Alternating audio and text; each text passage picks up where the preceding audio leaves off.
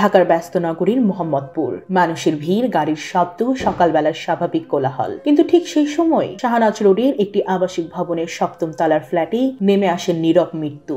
একটি পরিবার যাদের দিন শুরু হতো স্বাভাবিক জীবনের ব্যস্ততায়, সেই পরিবারের সবকিছু মুহূর্তের মধ্যেই ভেঙে পড়ল রক্তাক্ত দুঃস্বপ্নে। সোমবার দুপুরে ভবনের 7ম তলার একটি ফ্ল্যাট থেকে উদ্ধার করা হলো মা লায়লা আফরোজ এবং তার মেয়ে নাফিজার রক্তাক্ত মরদেহ।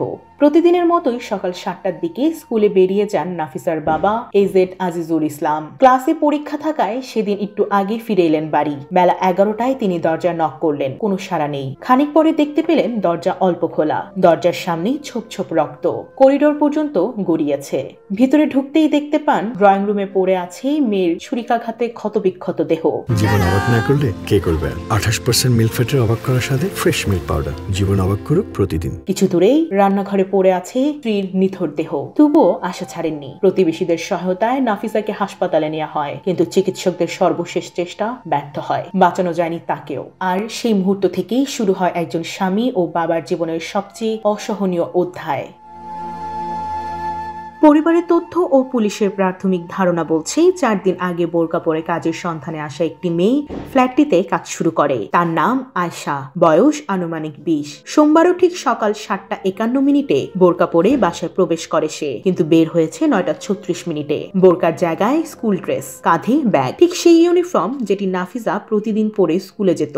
মাঝে মাত্র 1 ঘন্টা 45 মিনিটের মধ্যেই ঘটে যায় এই ভয়াবহ হত্যাযজ্ঞ। সিসিটিভিতে দেখা যায় মাস্কের মুখ ঢেকে নির্বিঘ্নে বেরিয়ে যাচ্ছে মেয়েটি। গেটম্যান খালেক তাকে জিজ্ঞাসা করলে বলে, আমি 7B ফ্ল্যাটে থাকি। সেটি আজিজুলের ফ্ল্যাট।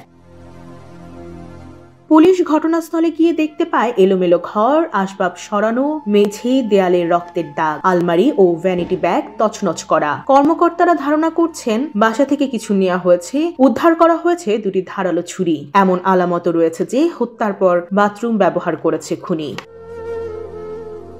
তেজগাঁও বিভাগের উপকমিশনার ইবনে মিজান বলেন, ঘটনার আগে ও পরে শুধু একজনেরই আসা যাওয়া দেখা গেছে। সিসিটিভি বিশ্লেষণ চলছে। দারোয়ান খালেককে জিজ্ঞাসা করা হয়েছে। তিনি জানান 4 দিন আগে কাজের খোঁজে আসায় তিনি আয়শাকে ফ্ল্যাটটিতে পাঠিয়েছিলেন, আগে চিনতেন না। 13 বছর ধরে এই ফ্ল্যাটটিতেই ছিলেন পরিবারটি। শান্ত, স্বাভাবিক, পরিশ্রমী এক সংসার। সেই সংসারে স্বাভাবিক দিন শেষ হলো এক দুঃস্বপ্নের অন্ধকারে। ভগ্নস্বরে আজিজুল ইসলাম শুধু বলছিলেন, কি দোষে এমন হলো? আমি শুধু চাই হত্যাকারী ধরা পড়ুক। আমার মেয়েটা, আমার স্ত্রী কেন?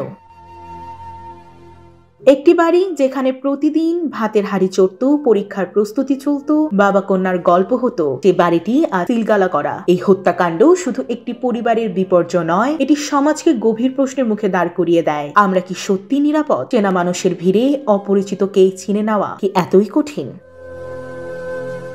শ্রাবণী কবির, আমি জয় জয় দিন।